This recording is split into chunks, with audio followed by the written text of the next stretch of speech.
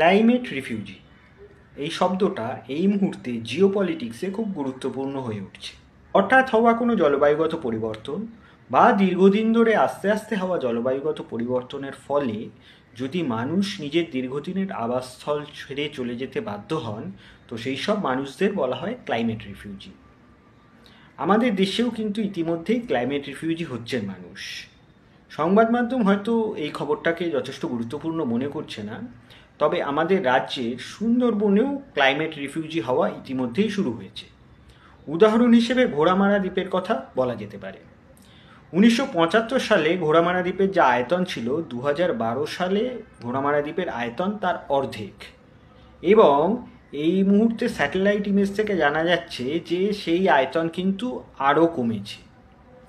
Global ওয়ার্মিংয়ের ফলে হওয়া সমুদ্রের জলস্তর বৃদ্ধি এবং তার ফলে হওয়া ভাঙনের ফলেই এই আয়তন কমছে এবং আগামী দিনে আরও কমবে।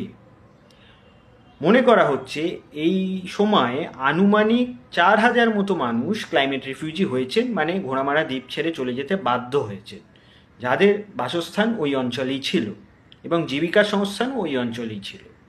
শুধু ঘোড়ামারা দ্বীপ কিন্তু নয়, আশেপাশের দ্বীপগুলো এই ভাঙনের শিকার হচ্ছে এবং গৃহহারা হচ্ছেন এবং জীবিকাহারা হচ্ছেন অসংখ্য মানুষ।